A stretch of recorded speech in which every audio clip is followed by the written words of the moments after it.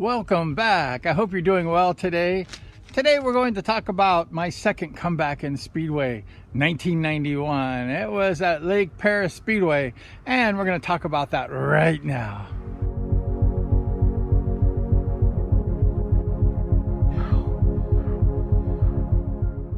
I was watching the America Online Cup Challenge. I think Rad Brad actually won that one. And I was like, I could ride Speedway again. And I was talking to somebody and they said, no, you can't ride Speedway. You don't know how to ride those motorcycles. They're too fast for you. And I said, oh yeah, you want to make a bet? So I made a bet and I went ahead and bought a Speedway bike from Brent Warner. Do you remember Brent Warner? He actually moved to England. And he was racing in America at the time, living in Hesperia or something like that. And I bought this pink motorcycle. It was like pink and blue. And I said, oh, I got a fluorescent motorcycle. So I learned to ride Speedway again in 1991.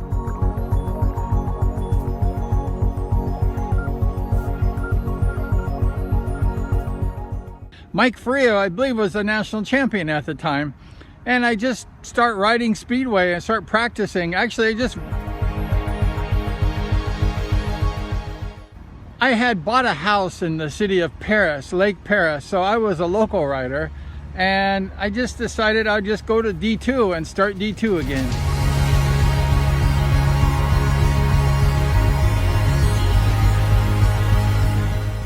Like riding a bicycle, getting back on the Speedway bike came secondhand to me, and I learned it very fast.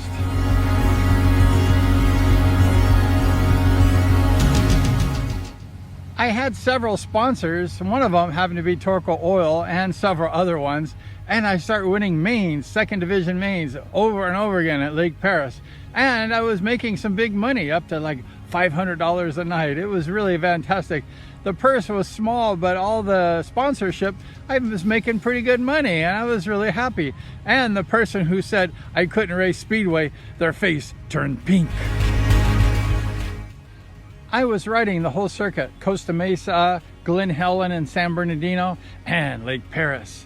I was the homeboy in Paris, and the announcer, Scott, he went ahead and promoted me big time.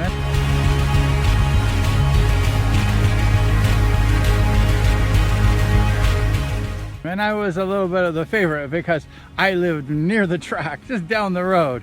I bought a beautiful new 5-bedroom home there.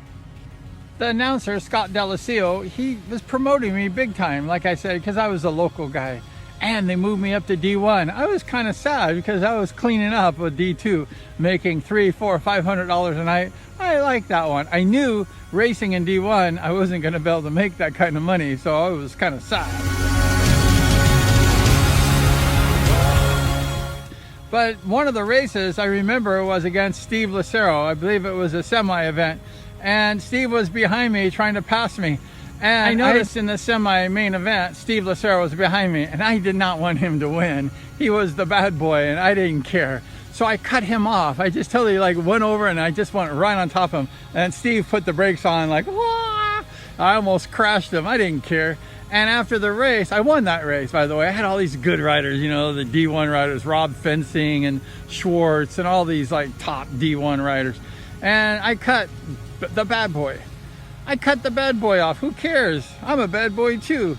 And after the race, Steve Lucero came up to me and started yelling at me like, why did you do that? And why did you cut me off? And he was very angry at me. And I'm like, dude, take a chill pill, okay? I learned that from NASCAR. They cut people off, but you shouldn't really do that in Speedway. It was like a mistake. But Steve was mad, and I said, okay, dude, I won't do that again. And he was really pissed off. And then we met in the main event. The handicap main was set. It was me against all the 50-yard line riders. I was on like the 10. It was the national champion, Mike Faria. It was Bobby Schwartz, Boogaloo Bobby Schwartz. It was Phil Collins, the great English Speedway rider. Scotty Brandt. And Steve, the bad boy Lucero. He made the main. The announcer, Scott Delisio, he told me this story. I didn't know it at the time. he saw me on the 10-yard line and all these really great riders on the 50. There was 5 guys on the 50 and me on the 10. And Scott said on the announcer, hey, I'm going to go ahead and bet my entire paycheck that the Bumblebee is going to lose this race against all these top riders back there. And one guy steps up and says, I'll put $20 down that Bumblebee wins. And Scott says, okay. So they shake hands or whatever, and then the race goes on, and it's a 6-lap race. It's a lot of laps, and I'm winning lap 1. Oh, very good. And then I'm winning lap 2. Oh, very good. These guys are behind me. And then lap 3, lap 4, I'm in the lead. And lap 5, and I'm in the lead. And just before the finish line, Mike Faria, flying Mike Faria, passes me and takes home the bacon for the main. And I was second place, and I was sad. I wanted to win that race. I was really working hard. So Scott, the announcer, went ahead and said, hey, dude, give me my $20. And the guy was like running out the exit door. He was like, I'm not paying. And he left as fast. And Scott never got his $20. But he almost lost that because for like 5.5 laps, I was winning that main event against Collins, Brandt, Lucero, Faria, all these big guns, and Schwartz. And I ended up just getting second place, which was okay. But I was trying to win that race. Scott was really mad because he almost lost his entire pay. And he lost the $20 that the guy ran out the door to pay him. Well, that's it. Lake Perris Speedway. Had some good times back then.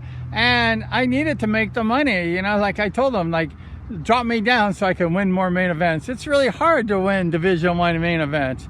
It's really hard. These guys are good. So we had some good times, good memories.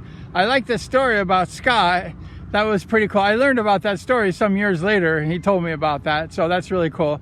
He's a good guy, friend on Facebook. And thank you so much, Scott, for that story. And thank you so much for watching this blog about the comeback, the second comeback at Speedway in 1991. It was some good times, some good races. And we appreciate you liking, sharing, and subscribing to the blog and the video. And subscribe to the bottom there. So please like, share, subscribe, and ring that bell.